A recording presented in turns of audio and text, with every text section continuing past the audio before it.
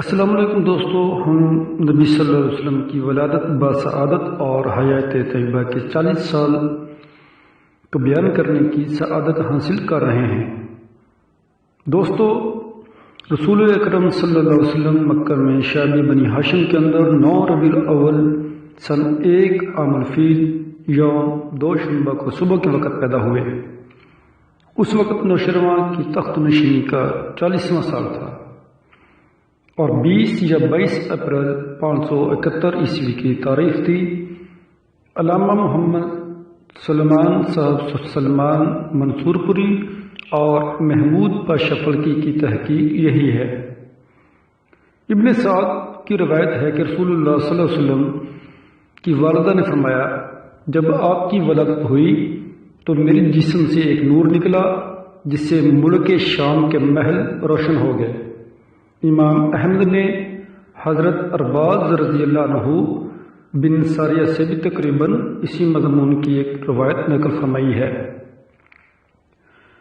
بعض روایتوں میں بتایا گیا ہے کہ ولادت کے وقت بعض واقعات نبوت کے پیش خیمے کے طور پر ظہور پذیر ہوئے، یعنی ایوان کسریٰ کے 14 کنگورے گر گئے، مجوس کا آتش کدا ٹھنڈا ہو گیا، بحیرہ سادہ خشک ہو گیا اور اس کے گرجے منہدم ہو گئے۔ یہ بہقی کی روایت ہے، لیکن محمد غزالی نے اس کو درست تسلیم نہیں کیا ہے۔ ولادت کے بعد آپ کی والدہ نے عبد المطلب کے پاس پوتے کی خوشخبری بھجوائی۔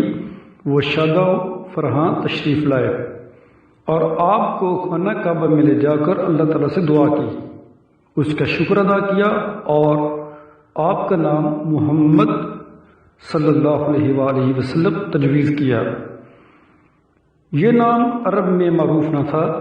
پھر عرب دستور کے مطابق 7ویں دن ختنہ کیا۔ ایک قول یہ بھی ہے کہ آپ مختون یعنی ختنہ کیے ہوئے پیدا ہوئے تھے۔ دوستو، آپ صلی اللہ علیہ وسلم کو آپ کی والدہ کے بعد سب سے پہلے ابو لہب کی لونڈی صوبیہ نے دودھ پلایا۔ اس وقت اس کی گود میں جو بچہ تھا اس کا نام مسروح تھا۔ صوبیہ رضی اللہ عنہا نے آپ سے پہلے حضرت حمزہ بن عبد المطلب کو اور آپ صلی اللہ علیہ وسلم کے بعد ابو سلمہ بن عبد الاسد مخزومی کو بھی دودھ پلایا تھا۔ بنی سعد میں نبی صلی اللہ علیہ وسلم عرب کے شہری باشندوں کا دستور تھا کہ وہ اپنے بچوں کو شہری امراض سے دور رکھنے کے لیے دودھ پلانے والی بدوی عورتوں کے حوالے کر دیا کرتے تھے تاکہ ان کے جسم طاقتور اور اعصاب مضبوط ہوں اور اپنے گہوارہ ہی سے خالص اور ٹھوس عربی زبان سیکھ لیں۔ اسی دستور کے مطابق عبد المطلب نے دودھ پلانے والی دائیا کی تلاش شروع کی اور نبی صلی اللہ علیہ وسلم کو حضرت حلیمہ بنت ابی ذؤیب کے حوالے کیا۔ یہ قبیلہ بنی سعد بن بکر کی ایک خاتون تھی۔ ان کے شوہر کا نام حارث بن عبد العزیٰ اور کنیت ابو کبشہ تھی اور وہ بھی قبیلہ بنی سعد ہی سے تعلق رکھتے تھے۔ حارث کی اولاد کے نام یہ ہیں جو رضاعت کے تعلق سے رسول اللہ صلی اللہ علیہ وسلم کے بھائی بہن تھے۔ عبداللہ، انیسہ، حذافہ یا جزامہ، انہی کا لقب شیمہ تھا اور اسی نام سے وہ زیادہ مشہور ہوئی۔ یہ رسول اللہ صلی اللہ علیہ وسلم کو گود کھلایا کرتی تھیں۔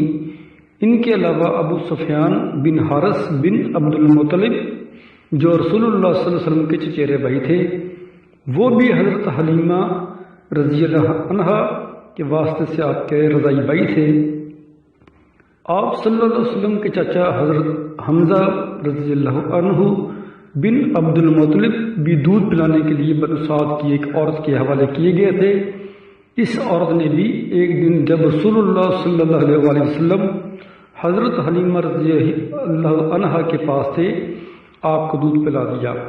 اس طرح آپ اور حضرت حمزہ رضی اللہ عنہ دوہرے رضائی بھائی ہو گئے، ایک صوبیہ رضی اللہ عنہا کے تعلق سے اور دوسرے بنو سعد کی اس عورت کے تعلق سے۔ رضاعت کے دوران حضرت حلیمہ رضی اللہ عنہا نے نبی صلی اللہ علیہ وسلم کی برکت کے ایسے مناظر دیکھے کہ سراپا حیرت رہ گئی۔ تفصیلات انہی کی زبانی سنیے۔ ابن اسحاق کہتے ہیں کہ حضرت حلیمہ رضی اللہ عنہا بیان کیا کرتی تھی کہ وہ اپنے شوہر کے ساتھ اپنا ایک چھوٹا سا دودھ پیتا بچہ لے کر بنی سعد کی کچھ عورتوں کے قافلے میں اپنے شہر سے باہر دور دودھ پلانے والے بچوں کی تلاش میں نکلیں۔ یہ قحط سالی کے دن تھے اور قحط نے کچھ باقی نہ چھوڑا تھا۔ میں اپنی ایک سفید گدی پر سوار تھی اور ہمارے پاس ایک اونٹنی بھی تھی، لیکن باخدا اس سے ایک قطرہ دودھ نہ نکلتا تھا۔ ادھر بھوک سے بچہ اس قدر بلکتا تھا کہ ہم رات بھر سو نہیں سکتے تھے۔ نہ میرے سینے میں بچے کے لیے کچھ تھا، نہ اونٹنی اس کی خوراک دے سکتی تھی۔ بس ہم بارش اور خوشحالی کی آس لگائے بیٹھے تھے۔ میں اپنی گدی پر سوار ہو کر چلی تو وہ کمزوری اور دبلے پن کے سبب اتنی سست رفتار نکلی کہ پورا قافلہ تنگ آ گیا۔ خیر، ہم کسی نہ کسی طرح دودھ پینے والے بچوں کی تلاش میں مکہ پہنچ گئے۔ پھر ہم میں سے کوئی عورت ایسی نہیں تھی جس پر رسول اللہ صلی اللہ علیہ وسلم کو پیش نہ کیا گیا ہو، مگر جب اسے بتایا جاتا کہ آپ صلی اللہ علیہ وسلم یتیم ہیں تو وہ آپ صلی اللہ علیہ وسلم کو لینے سے انکار کر دیتی، کیونکہ ہم بچے کے والد سے داد و دہش کی امید رکھتے تھے۔ ہم کہتے تھے کہ یہ تو یتیم ہے، بھلا اس کی بیوہ ماں اور اس کے دادا کیا دے سکتے ہیں۔ بس یہی وجہ تھی کہ ہم آپ کو لینا نہیں چاہتے تھے۔ ادھر جتنی عورتیں میرے ہمراہ تھیں سب کو کوئی نہ کوئی بچہ مل گیا، صرف مجھ کو ہی نہ مل سکا۔ جب واپسی کی باری آئی تو میں نے اپنے شوہر سے کہا، خدا کی قسم مجھے اچھا نہیں لگتا کہ میری ساری سہیلیاں تو بچے لے جائیں اور تنہا میں کوئی بچہ لیے بغیر واپس جاؤں۔ میں جا کر اسی بچے کو لے لیتی ہوں۔ شوہر نے کہا، کوئی حرج نہیں، ممکن ہے کہ اللہ اسی میں ہماری برکت دے۔ اس کے بعد میں نے جا کر بچہ لے لیا اور محض اس بنا پر لے لیا کہ کوئی اور بچہ نہ مل سکا۔ حضرت حلیمہ رضی اللہ عنہا کہتی ہیں کہ جب میں بچے کو لے کر اپنے ڈیرے پر واپس آئی اور اسے اپنی آغوش میں رکھا تو اس نے جس قدر چاہا دونوں سینے دودھ کے ساتھ اس پر امنڈ پڑے اور اس نے شکم سیر ہو کر پیا۔ اس کے ساتھ اس کے بھائی نے بھی شکم سیر ہو کر پیا، پھر دونوں سو گئے۔ حالانکہ اس سے پہلے ہم اپنے بچے کے ساتھ سو نہیں سکتے تھے۔ ادھر میرے شوہر اونٹنی دھونے گئے تو دیکھا کہ اس کا تھن دودھ سے لبریز ہے۔ انہوں نے اتنا دودھ دھویا کہ ہم دونوں نے نہایت آسودہ ہو کر پیا اور بڑے آرام سے رات کو گزاری۔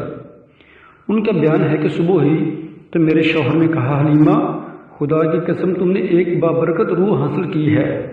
میں نے کہا، مجھے بھی یہی توقع ہے۔ حلیمہ رضی اللہ عنہا کہتی ہیں کہ اس کے بعد ہمارا قافلہ روانہ ہوا۔ میں اپنی اسی خستہ حال گدی پر سوار ہوئی اور اس بچے کو بھی اپنے ساتھ لیا، لیکن اب وہی گدی خدا کی قسم پورے قافلے کو کاٹ کر اس طرح آگے نکل گئی کہ کوئی گدھا اس کا ساتھ نہ پکڑ سکا۔ یہاں تک کہ میری سہیلیاں مجھ سے کہنے لگی، او ابو زائد کی بیٹی، ارے یہ کیا ہے، ذرا ہم پر بھی مہربانی کرو، آخر یہ تیری وہی گدی تو ہے جس پر تو سوار ہو کر آئی تھی۔ میں کہتی، ہاں ہاں باخدا یہ وہی ہے۔ وہ کہتی، اس کا یقیناً کوئی خاص معاملہ ہے۔ پھر ہم بنو سعد میں اپنے گھروں کو آ گئے۔ مجھے معلوم نہیں کہ اللہ کی روئے زمین کا کوئی خطہ ہمارے علاقے سے زیادہ قحط زدہ نہ تھا، لیکن ہماری واپسی کے بعد میری بکریاں چڑھنے جاتی تو آسودہ حال اور دودھ سے بھرپور واپس آتی۔ ہم دھوتے اور پیتے جب کہ کسی اور انسان کو دودھ کا ایک قطرہ بھی نصیب نہ ہوتا۔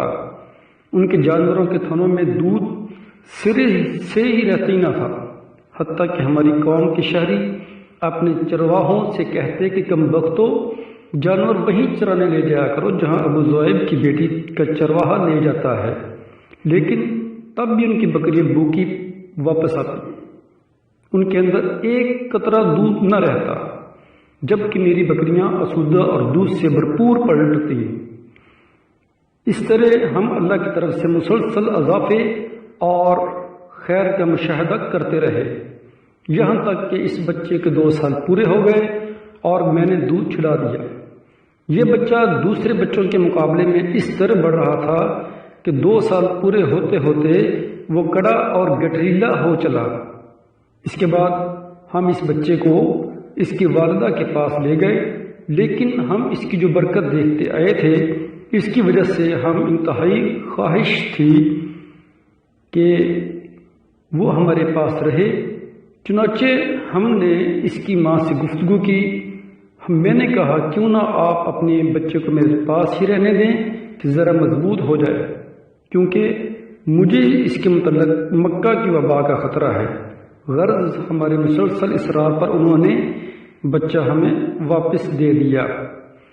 دوستو، اس کے بعد ہم اگلی ویڈیو میں بیان کریں گے واقعہ شق صدر۔ تو ہر نئی ویڈیو کے لیے آپ ہمارے چینل کو سبسکرائب کیجیے اور بیل آئیکن کو دبا دیجیے۔ بہت بہت شکریہ۔ اللہ حافظ۔